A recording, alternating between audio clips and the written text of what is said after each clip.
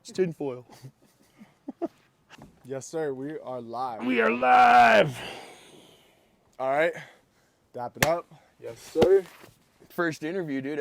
First invited writer. Yeah. FIR. FIR, dude. Yep. Shouts out Kimbo. All right, yo. Quinn Wolferman needs no introduction, but this is the man, the myth, the legend, Tanner Hall. Tanner Hall. If we were in New Zealand, it would be "It's in her hole," but really fast. It's in a hole. This is Skiing's Diplomat. First interview here. And, yeah, just wanted to start it off with T-Hall. You always got something to say, so figured you'd be a great first guest. Let's fucking go. Let's go. All right, first question. Tell me about Jamaica.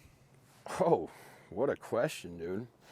Well, Jamaica's really lit for culturally, for a lot of things, and for the music that I like, and like, I mean, growing up smoking weed, growing up listening to Bob Marley, it kind of like had an instant connection to that. So when I first got out there, my first time I ever went to Jamaica, I was like 5 with my family. And we still have like the VCR tape, like my dad was filming around. We got to get that because it starts off with my dad on the balcony just filming.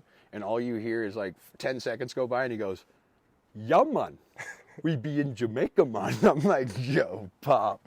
I still think that's some of the funniest shit. I'm going to find that video and post that, actually. Jerry needs some justice for that. But that right there, that trip was pretty lit for me because, I don't know, me and my brother were there. And, like, all I can really remember was staying at the hotel in Montego Bay right by the beach. I can't even tell you what it was. But our whole thing was we met 2 little kids, like, similar age. And we were catching crabs pretty much on the beach the whole time and then getting in the lobby and releasing them out in the lobby.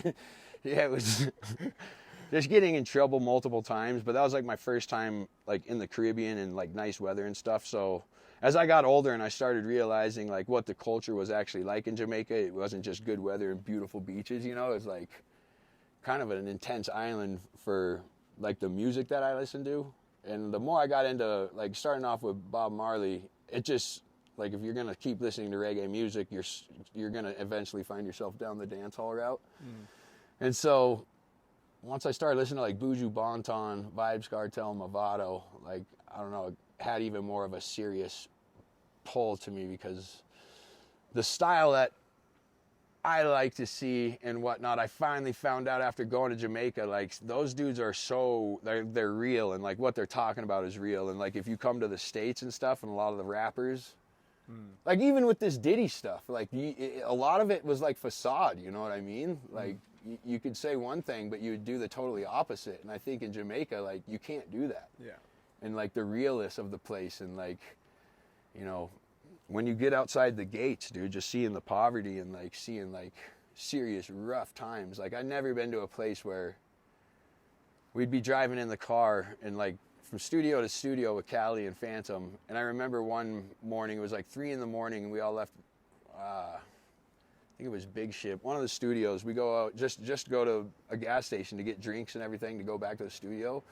Bro, we had like 6-year-old kids like coming up, knocking on the door, just holding out their hands like this at 3 a.m. And I'm looking at Cali and Phantom, like, what's going on here? And they're like, yo, this is like the rough life, you know, they're just looking for something to eat, you know.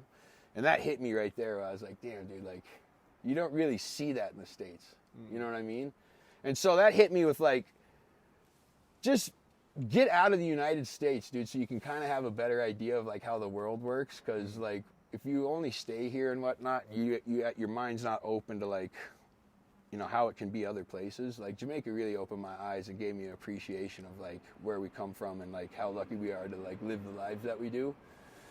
So, I mean, to me, just Jamaica has taught me a lot about life, you know what I mean? And just how to have appreciation for what you have and like really, really give thanks for that. Because, you know, there's a lot of people out there that don't have it like that. But then on the other side of the tip, Jamaica is a place where everybody has rhythm, everybody can sing, everybody can dance, everybody, it's like, it is so lit, dude. It's kind of a wild feeling. Like, going to like big dance hall shows and watching like, or even like, dude, I remember going into the nightclubs and like, there would be circles, right? And it'd be like old school shit where like people would like back each other up. Then you'd have one dude dancing in the middle and like everybody going hype, you know what I mean? Bro, there'd be like 3 dudes showing up head to toe in white with like aviator glasses on, all styled up the same. And they're coming in doing like doo-wop dances and shit, all synchronized, Wow. making you feel like you're in the movie Grease or something. Yeah. And like seeing that just at a normal like night during the week, and like this is how you guys party. Like thinking about how we do it, like ski towns and stuff. Just get as drunk as you can and not dance and like kind of act a fool. Yeah. It's just like the style that they got like really hit me. You know what I mean? And after I tried to like make that style my style, which is impossible because that's not where I'm from. You know, it's kind of nice to just have like a little thing in your brain where like a little piece of my style was definitely pulled from that island. And if I could, I would have like all my style pulled from that island. I'm just a white boy from Montana. Yeah. So it was sick though. Like I gotta say, Jamaica is probably like the coolest thing for me on like life lessons, on like appreciation of what you have. Sick. So just in their DNA, the And dancing and the style. I have to say, yo, the girls, bro. Yeah, I'm not gonna get into it, but like, holy beautiful. Yeah. Like just different. Yeah. And just the way they dress, the way everything, it's just different. So style has no barrier No, there. dude. It's like they're true. creating styles, dude, and like every day of like, just like even like Sea Ray style. Sometimes how he can like take it to the max. They'll go like 10 times over that style. Okay. And that's like normal for them, you know. Yeah. So it's like a really style-oriented place, and like for skiers and snowboarders, like for the type of skiing that we do, that can really like draw you in, you know. Yeah. Style is at the core of what we're doing too. So, yeah, Exactly. you recognize that. Exactly. Damn, sick. Second question. Favorite conspiracy theory that you All right. genuinely dog. believe is true? Well, it's hard to like say, like all conspiracy theories are coming true as we speak, dude. Yeah. So it's like hard to even say that word. But the one that's kind of got my attention, and like, you know, when I say this, dude, like everybody, like proceed at your own risk and proceed with caution into this, because if you type this in on Google and like what you're about to hear, it's out of control. But it's been going on for a long time. So if you guys check out the Ninth Circle cult, it's on a whole different level. Like it makes Epstein look like a kindergartner. You know what I mean? And it has to deal with the Vatican. It has to deal with Catholicism, the world elites. I mean, human hunting parties. It gets into some crazy stuff. And like what's happening now is Robert Massey, I'm pretty sure that's his name, or Robert Prevost, the current pope. He's actually being like there's actually court cases going on in London right now that just got extended another year because there has been some survivors that have come forward and said that they have watched human sacrifices like underneath the Vatican, and like allegedly, obviously. Yeah. But like if there's any truth to what they're saying, like our world is so much more twisted than we ever even thought. Yeah. I mean, like us as skiers, we hang out in mountains and like we get to give thanks to like be in nature, and like just being in nature alone, dude, gets you like closer to God, or get you closer to spirituality than hanging out in like some city surrounded just by like this opinion, that opinion, this opinion. You kind of like gotta dodge all these opinions just to form your own, you know what I mean? And Yeah. we're really blessed, dude. And yeah, once all this stuff happened, and basically when Trump said it's a Democratic hoax, like, you lost me, Trump. Like, you know, I thought you were maybe going to do some good, but you're just like all the rest of them. And like, it just seems like all these dudes in power, like little kids. And I hope people wake up one day and realize like we all are like paying taxes to people that are like not good people, you know? And then, so that brought me into this Ninth Circle cult, where it's just like take what the United States is doing and just blast it on a worldwide level, and take the Vatican that has, you know, they own more land that's tax-free than anyone else in the world. They own a lot of things that is very scary when you get into it, and their connections to whoever is in power. I mean, it's the Pope, you know what I mean? Like if the Pope reaches out to you and you're probably pretty hyped. So this is all allegedly. But with all this other stuff, like chemtrails, for example, everybody thought that was a conspiracy. Well, the FAA is coming out and saying, like, no, we do that. We spray aerosols and metals and lead all over you guys. Like, I'm sorry, we've been doing that for years. And everybody, you would bring up chemtrails, and they'd call you a crazy conspiracy theorist. So, like, all Along this... with cloud seeding, too. Along with cloud seeding. Dude, even Utah, like, there's all these little, like, snowmobile trailers with these, like satellites that pump EMFs into the storms and make them heavier. And I'm like, so... If you said that back in the day, you were looked at like crazy, but it's all coming true. So when I saw that Ninth Circle cult shit, I was like, I really hope like this is not what it is, but that's the craziest conspiracy theory that I believe to be true that's going on right now. But who am I? I'm just a guy. Just a guy. Well, you're interested in it. I am, dude, because it's kind of, yeah. Because I heard, like, dude, they even said Trump and Epstein would, like, go to, like, these things, and they'd be seen in the catacombs at the Vatican, and I'm like, that just makes, like, hair raise up on the arm type of vibe, you know? Not to get all dark, but, dog, that's where, like, my brain goes to. I'm not trying to learn about, like, Care Bears and shit, like, why they turned into Ewoks. Like, I want to know the real deal. All right, the real deal. Yeah, no, the real deal. I mean... We really are scratching the surface out here too on like what we know and what's really going on too. So yeah. I feel like it's pretty interesting. And at this point, dude, like if that is true, like I think I'd stop there. I'd be like, you know what? I don't want to know about anything else. Yeah, I'm good. I'm good. Yeah. Don't want to. That's pretty much like satanic, like staring you in the face. Like that, if that's true, all that stuff, like I'm good. I'm done with the conspiracy things. Like let me go back to the mountains. Yeah. You know. I mean, that's where staying in your own lane can kind of pay off, or the ignorance is bliss, too. Yeah, even Kingston's like, yeah, dude, I don't know about that Vatican, you know? Yeah, you don't know. We don't know. Allegedly. I like using that word. Yeah, allegedly. Get you out of trouble. Yeah, no one can hold it against you. All right, well, something that we can hold against you, or you hold against yourself, something you don't go anywhere without. Something I don't go anywhere without? Well, these days, Kingston. Should we show the people Kingston? Yeah, Kingston right here. Come here, buddy. Come here. It's my boy right here. That's my boy. Check him out. That's my boy. Just got him neutered. See that? His ball sack's deflating. It's crazy. It's like they didn't chop it off. It just actually just deflates. Yeah, it just deflates. Oh my goodness. So he had just like a full-on little sack, like just hanging for a bit, and now it's like starting to go and.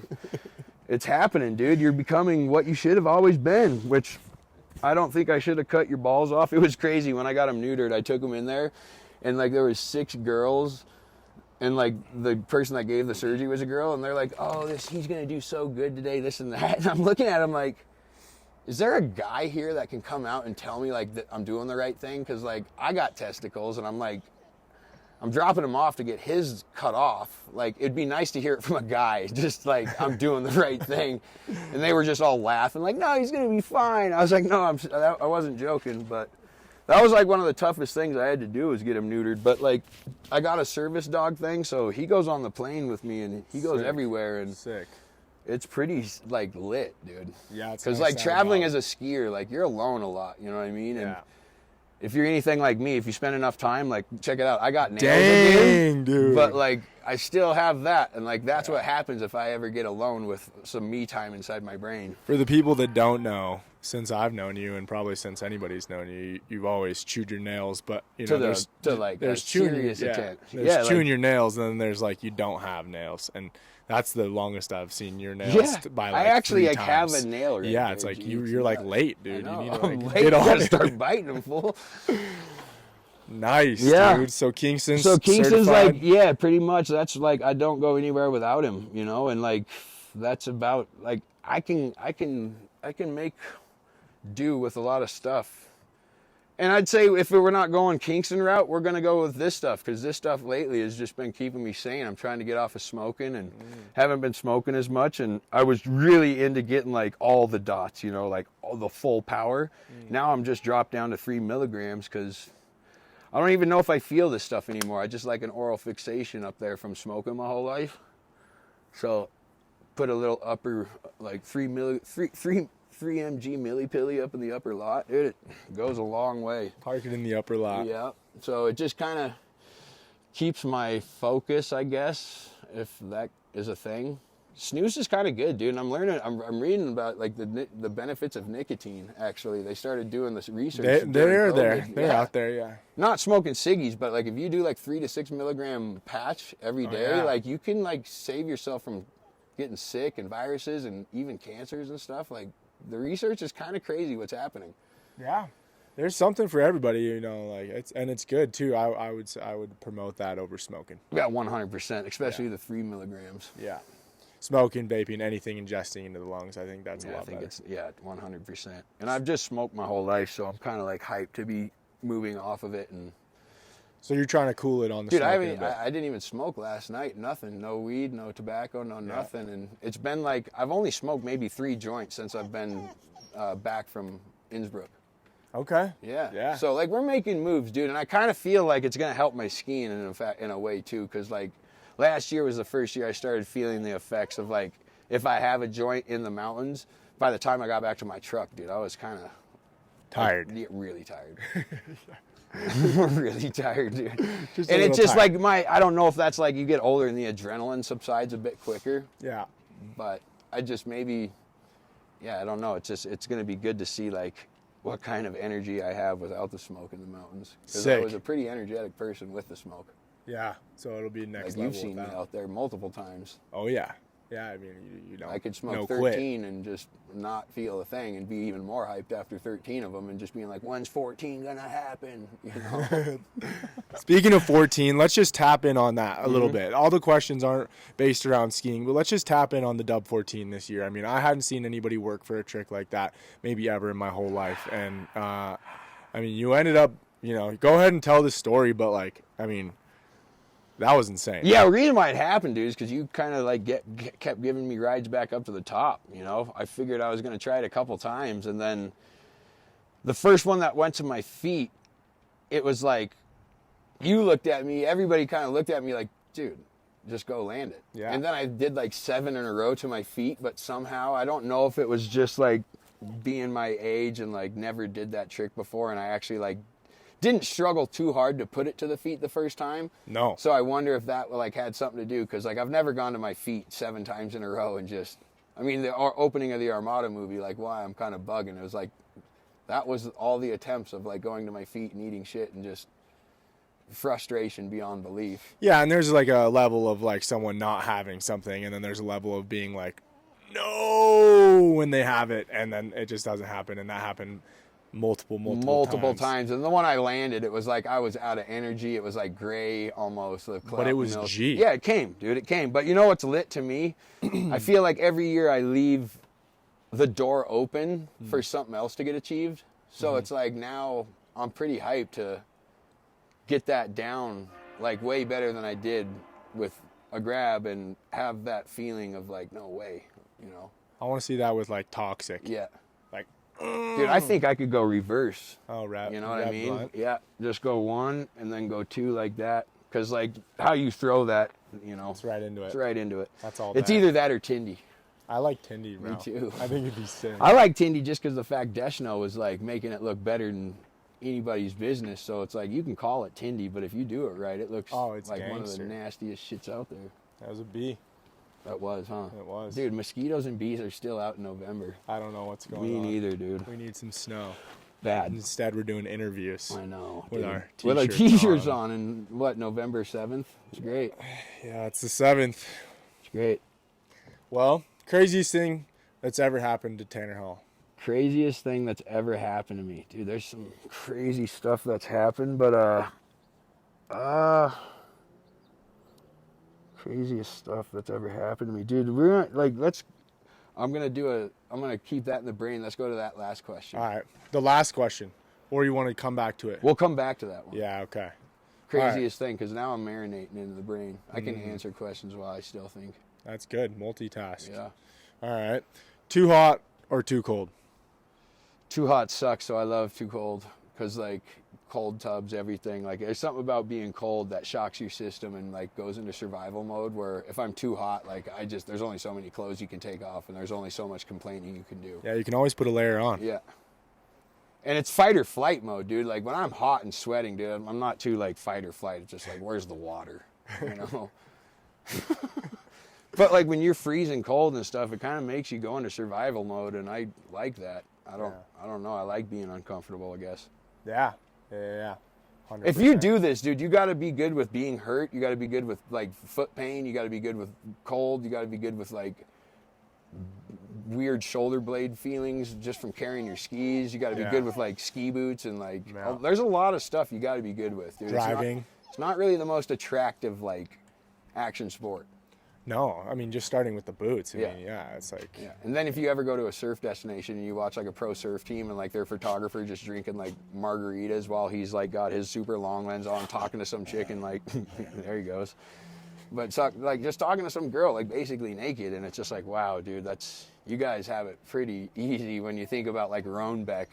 Yeah. Like hiking up somewhere, literally just zipping around the mountain. It's like it's not easy. So for me, I'd have to say too cold. Hey, buddy, come here. You want to say something, Kingston? We're gonna come here. That was good, right? Yeah, it was perfect. All right. Yeah, nice. We'll keep it under 30, dude. We're killing it. Yeah, dude. I think these interviews just short and sweet for for the website, dude. Yeah. Instead of having, people just be like, I gotta hang out for like an hour. No, we just don't need that. No, we don't. No.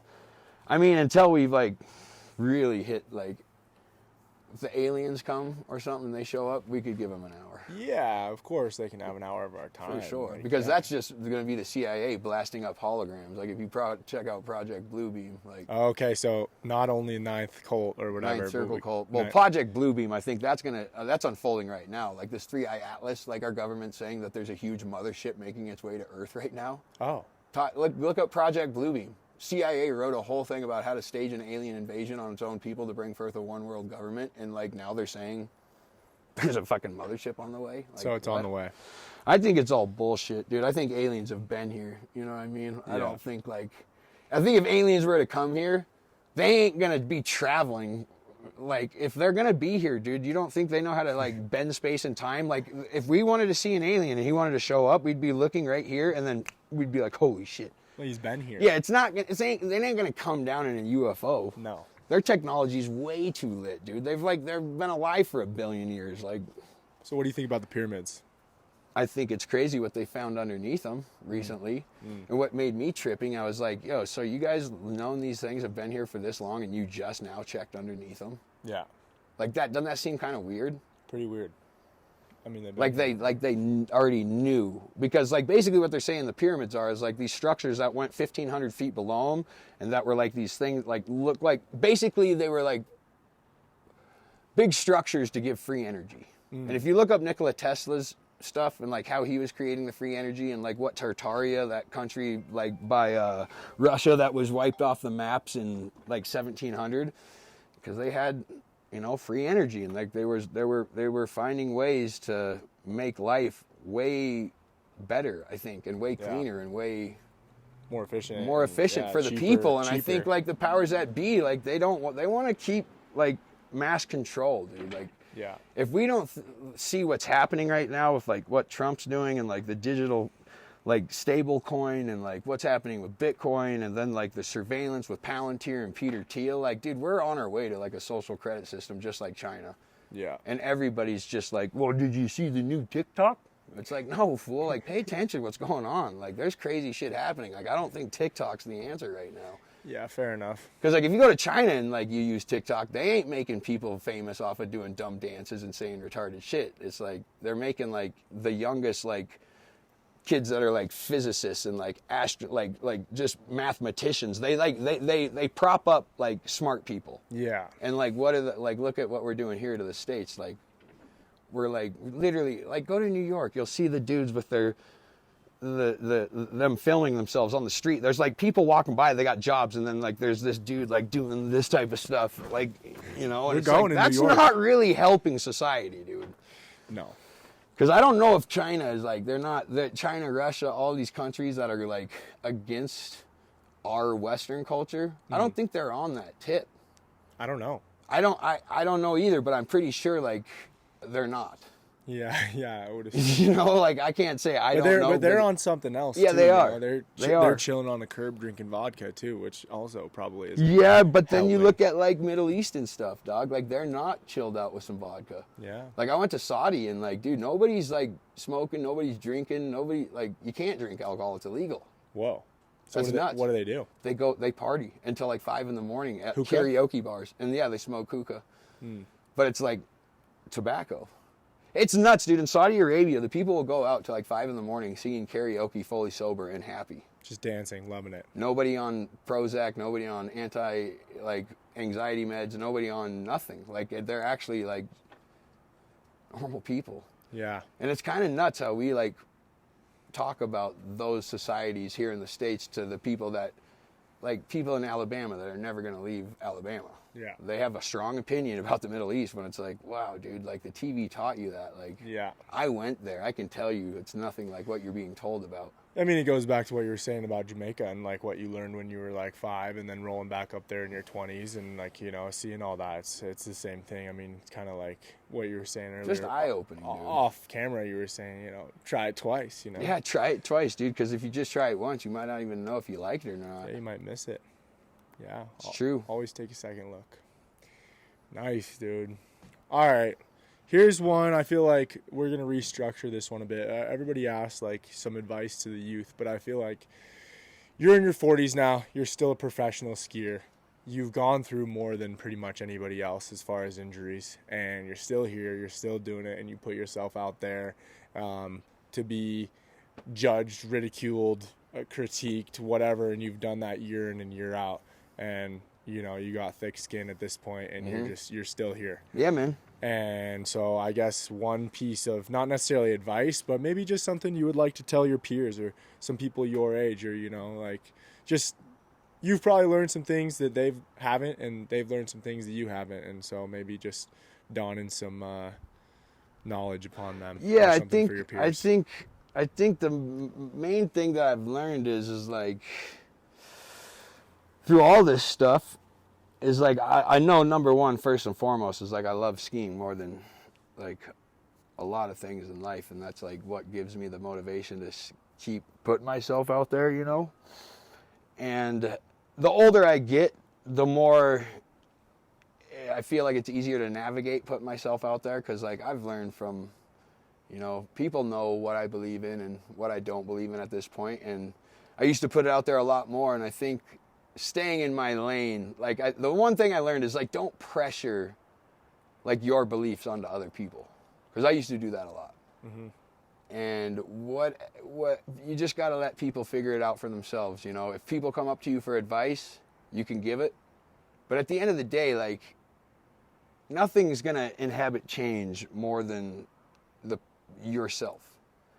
So me always pushing my opinions and my style onto things, like I think that's what kind of like got a controversial look in the past about myself, and like what gave people such strong opinions, because you either aligned with mine or you didn't. And there wasn't like any in between. There wasn't like, yeah, T Hall's a dick, but Jesus, I like his skiing, you know? There was nothing like that. It was like either T Hall's a fucking piece of shit or he's the boss, you know what I mean? And that was kind of hard to navigate, because I always remember just being like, yo, why the fuck are these people talking shit? Like, they don't get it. Why do these people over here get it? And it's just like, well, it's because, dude, everybody's going to have their own beliefs. And the more you pressure it on people, the harder it's going to be to keep your sanity, because the more reaction you're going to have to deal with.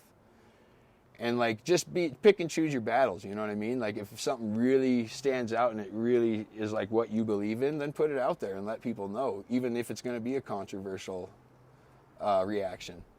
Because at the end of the day, dude, to conform your ideas to like go with the crowd, like, is pretty lame. Yeah. And I've done that before. Like that moment that I put out that photo of me and Melissa years ago, and then every like woman skier out there is like, oh my God, you hate women and you hate women skiing. I was like, what? There's a woman in this photo.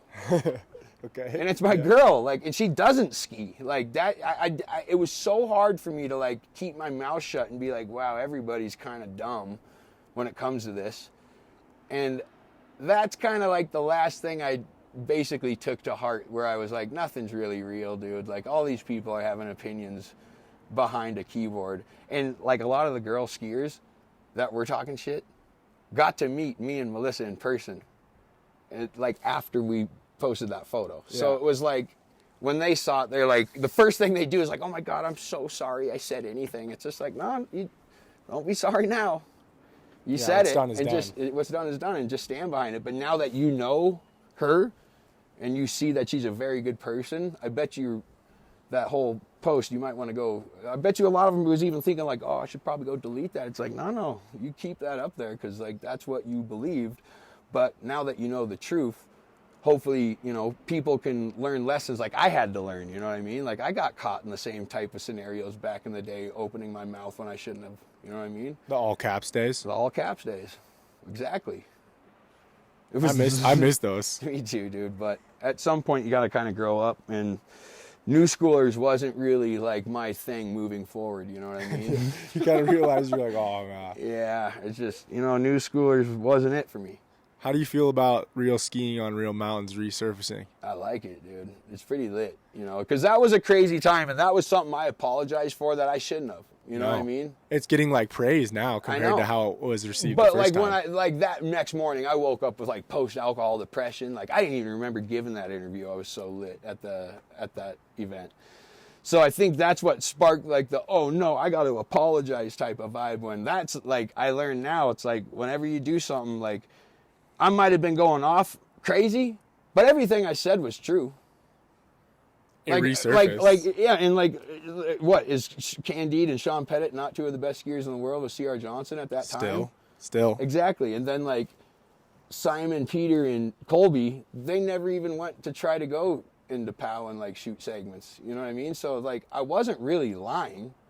I was just way too hyped, and I probably just could have just not said that. You know what I mean? But at the end of the day, it's kind of the legacy of me, and like it's kind of a legendary shot, you know what I mean? And to see it's resurfaced, like now that I'm good, I'm 8 years without a drink, like I know myself, I am 100% good with myself. I can look at that and be like, that's pretty lit. Yeah, it's good to look back on, dude. It is. Well, with that, you know, 8 years sober, congratulations. I think that there's a lot of people that, you know, may never need to do that, may never get that feeling, may never know that feeling, you know. Yeah, and like, dude, it's for me, if like you're struggling out there and like you feel like you're not an alcoholic, but you like, if you ever just if you go to have one and it never stays at one, that's like kind of what made me figure it out, you know what I mean? Yeah. And it's just like you get to a certain age, and if you're doing the skiing shit, it's like you're either gonna choose to party or you're gonna choose to ski. Yeah, and we want to keep doing this. Hell yeah, we do, dude. I don't want to trade in skiing for drinking, dude. That would be so lame. Okay. Well, with that would be just so unacceptable. Yeah, completely. And it actually happens a lot. I know. It happens a lot. Dude, rest in peace, Nick Mercon, dude. One of my fucking boys that I used to shred with all the time, and he was a big competitor back in the day, and Mercon used to be sick, but like that's a dude who, you know, he wasn't the first and won't be the last of, you know, drinking yourself to death, and it's just a sad thing. Damn. So if there's any homies out there that are like struggling and shit, just talk to a homie. Like it's not embarrassing to say like you got a problem. No, because a lot of people have a problem with a lot of different things too. It's not just alcohol. Yeah. But that one, I would say, I mean, we talked about this both being in Montana. Like there are casinos, liquor stores, cannabis stores, gun stores right by the liquor stores. It's like it almost seems like when I see those gun stores by the liquor stores, I was like, is this like for like depression people to just like, you know, it's hard to see like why you're putting a gun store right by a liquor store. You know what I mean? But just with that, like there's so many vices and there's so many things that are just glaring and in our face every day. And like, yeah, if you got an issue with something and you want to like, and you know it's an issue, yeah, just like just say something to a homie, dude, because it's a lot easier to say it to a homie than just sit there and be like, oh, let me look up a therapist and spend all this money. It's like your homies are there for you. That's why they're homies. Yeah. All right, well, with that, what makes you the happiest? What makes me the happiest is skiing and friends right now, dude, and my family. Like, I thought, like, material things and, like, a new sled and all these things, like, dude, everything breaks, you know? Like, no matter what, like, you'll get whatever you think is the littest shit, and then, like, a year later, you're like, fuck, dude, it's, like, broken. Yeah. So, like, being with family and friends and shit, like, that'll never get broken. No. And like if you have all the shit that you want in the world, but you ain't got like nobody to hang out with and like show them, like what do you got? Nothing. That's what I'm saying. And like for my family, like my mom, my dad, and my brother, I have a great relationship with all of them. And I've seen like a lot of homies that like get older in life and don't have that family bond, you know. And family's crazy, dude, because you get older and your brain can just start like thinking about a lot of things, like, and you're wondering why you're thinking about them. And so if you're just social with friends and family, it kind of keeps like the tunnel vision easier, because without anybody around and you kind of got like isolation, and if you're left alone with your own thoughts for multiple days, that's when things get a little weird.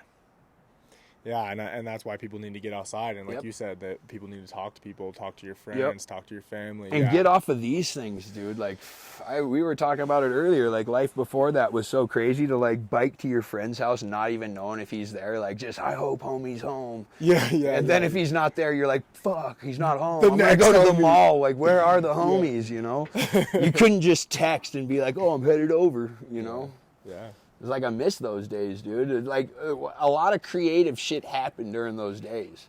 Yeah, it was all now it's just like an algorithm that like makes something cool. Yeah. It's weird. Yeah, it is weird. And those like subcultures too, people would align with certain things. Like I align with this sport or this type of music or like this, like just this activity even. And I think why we like skiing so much more is because we had to wait every year to watch it. Yeah. You couldn't just feed your main vein every day with like, oh, I like that. I like that. I like that. I know everything that's going with everything. Yeah. Because it's kind of dulling shit out, dude. It's not really like making MSP or TGR or any of those movies more interesting now that we get to see everything all winter long. Yeah. You know? Like in almost reality to me, if like skiing doesn't get a revamp, dude, it's kind of turning into like, it's kind of corny, like from what it used to be.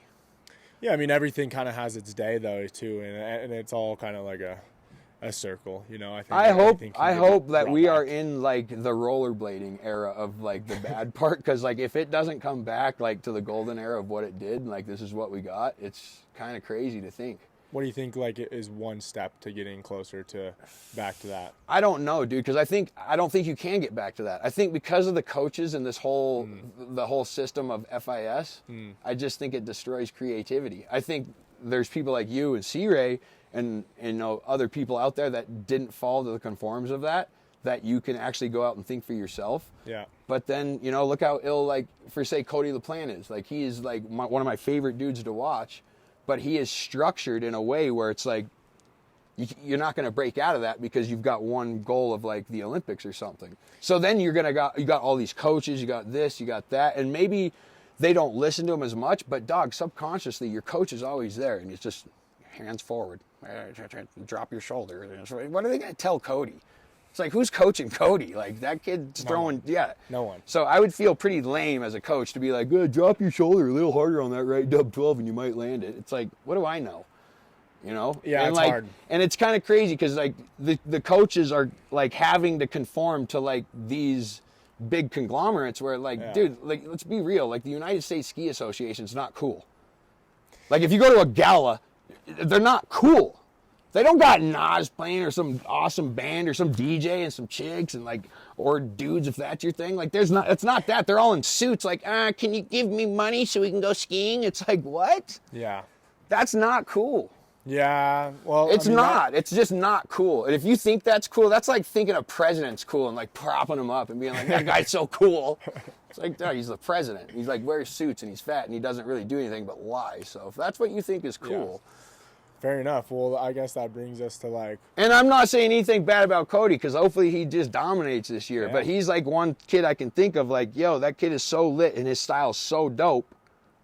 But at the end of the day, there's always going to be somebody making a decision. Like the fact that he got dropped by Red Bull to me is just like, that's how corny shit's getting, dude. The best kid out there doing it should not be getting dropped by companies like that. Yeah. No, I agree. I fully agree. And I mean, that's why skiing is weird because I feel like skiing definitely just like sometimes we'll just like pick people and that person just gets. Exactly. And then who knows with this Armada snowboards? Like it would be pretty sick to see this thing in years to come like turn into what if Armada becomes the new Burton? Yeah. And then what happens, like, if our budgets are, like, going crazy because snowboarding came in and helped, like, our budgets? Because, like, we got to remember, dude, like, they're bankrolling off of us. This ain't no ski company that's, like, trying to take from snowboarding. It's like, nah, gee, like, we're good. We just want to get better. Yeah. So, like, don't think that, like, because you guys came in here, like, we got to look up to you guys. It's like, we're looking down on you guys. Like, don't fuck this up. You know what I mean? Yeah. Yeah, it's definitely got to go good for sure. Yeah. We'll see. We will. Time will tell. Yeah, shout out to him, Shout out to Armada Snowboards. Yeah, shouts out. I got a board already. Let's go. Sounds like you got some boots. Sicko. Yeah. I got the Sicko. Oh, you got the Sicko. Yeah, the Sicko Pow Shred 157. Yeah. Sick. Yes, sir. Damn, dude. Well, first interview, dude. How you feeling? We gotta circle back to either favorite or most interesting person you ever met or most scared you ever been. Most. To make sure it's still going. Yeah. Real quick. It's probably been a minute. Still rolling. 40 minutes on photo booth, dude. All right. So, most interesting person I've ever met? Yeah. Or most scared you've ever been? Most scared I've ever been up at Rogers Pass in 2018? Oh, not that long ago. 2018 maybe, or 2018. I think, 2018. I was up there, just me, Kenny Goodtimes, and Neil Provo. We went up to the Dagobah Pillow Face up in the Glacier Crest part of the Asulkin. And I thought, like, where I was dropping into my line, you couldn't really, like, look over it. So, and when I did look over it, I was pretty sure I knew where I was, but it was just such a gnarly pillow face. Like, when I dropped in, it was pretty flat light, and I dropped in and stopped right on a pillow. So, like, I only had, like really, I dropped down to a ledge that was, like, right up to here. But when I got onto that ledge and looked over, I was, like, over, like, I was in the wrong spot. And, like, I was standing this way. I had to get my skis this way. And then I had to ski over this, like, straight down little bridge that was just rock. And, like, snow was just falling off. And, like, I even turned my GoPro off and I started, like, screaming, like, Kenny, throw me a rope. I need help. Fucking somebody help me. And I actually, like, started crying and shit. Like, that. My God. That was, like, the scariest I've ever been with my skis on my feet. And, like, it took so long. It took, like, 2 hours of just standing there to, like, take off my skis, flip one that way, take off the other one, flip it that way, get them back on my feet. Like, with my ankles and stuff, like, from those hurting, like, I'm not the best at standing on, like, really gnarly spots and, like, having, like, confidence. Like, I'll start sewing machine leg, you know what I mean? I haven't heard like, that once before. that starts happening, it's no good. So, yeah, Rogers Pass, like, if you're not ready to, like, get into some gnar and, like, really notice, like, you can't get hurt out there because, like, helicopters don't fly in to pick you up, and they send in a rescue team for you that has to, like, tour all the way up, and then they're going to spine board you and tour you out. That's going to take hours. So, yeah, that really started scaring me. Like, that was the biggest, like, I don't get myself into positions like that anymore. And, like, the most interesting person I ever met, I was in London one year, and it was when my knees were hurt, and I went out to judge. You might have been there. Were you at the London Freeze in, like, 2010? No.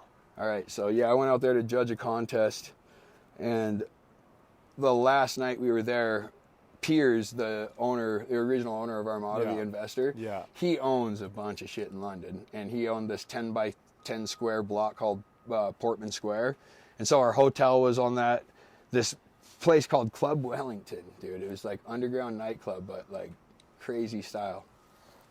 Bouncer comes out and he's like, you guys aren't allowed in here. Look what you're wearing. And I just was like, Piers Morgan called him, Tanner Hall. And then he was like, you know my friend Piers, he is so fucking rich. And that's like the only thing the dude kept saying about Piers. And I'm like, well, this place is crazy rich, dude. Like, what are you talking about? Guy pulls us down, and it was me, Tom, and the girl I was dating back in the day, Molly. And we all go down into the VIP booth, and fucking Mickey Rourke, of all people, is just sitting in there with some chick on his lap, and he was having a time. Sick. And dog, like, we sat down with Mickey, and like for 4 straight hours, it was just, we were partying our faces off with Mickey Rourke. Just chopping it up. Chopping it up. And literally chopping it up. He's that actor? Yeah. In The Wrestler, now he's got all this plastic surgery. He looks all fucked up. But back in the day, dude, he was like one of like the top dog for actors and dudes, you know what I mean? Like, guy's a badass. Word. So, yeah, he was shooting the movie The Wrestler out there, and That was a crazy night. That was just the most random, craziest person to like actually not just bump into and be like, oh, hey, nice to meet you. Because I mean, dude, the night after the premiere in Salt Lake, me and my girl stayed at the Grand one night, and that morning we eat breakfast. We go back to the elevators to go up to our room. Elevators open. Adam Sandler, David Spade, and like Paul Blart, the mall cop, just get off the elevator. I was like, just the other day? Yeah. What? And fucking, I like me and Melissa were kind of like, whoa. And my brain just all of a sudden just snapped and goes, fuck yeah, David Spade. What up? And he's like, what up, brother? And they just walked by, and like Adam Sandler had this look on his face looking at David like, what the fuck? And I was like, yeah, I said David, not you. Not you. 100. That's crazy. Exactly what I thought too. I was like, oh, David Spade shot. Yeah, 100. I just like, it was a reaction because I was like this, and then I just pointed. I was like, fuck yeah, David Spade. Yeah. What's up, brother? Yeah, and that's how it happens. Yo, dude, it was crazy. But like out of those two dudes, Paul Blart, I don't know what the guy's name is. You know, Kings and Queens or whatever, the King of Queens, that show. I know Paul Blart, yeah, Cop for sure. And but he was just the most regular looking dude ever. Yeah, you know what I mean? Adam Sandler and David were not normal looking dudes, but Paul Blart, just dad looking guy. Yeah, was awesome. Button down. Yeah, no, he had like a what was it? A Manchester United like warm up suit. Oh, like full red pants, full red jacket, Manchester United. It was pretty lit. That is lit. Damn. So yeah, that was the scariest and the most interesting people. So boombombconnect.com, G. Dude, we did it. Thank you. Hyped on that. Skiing's Diplomat, over and out. Yes, sir. Boom. Dope. Dude. Sick. It's just like that. That was dope. Yeah. Got one and done, dude. Quinn, you're on your way. Boom. You got Mr. Thickens over here. Look at that forearm, dude.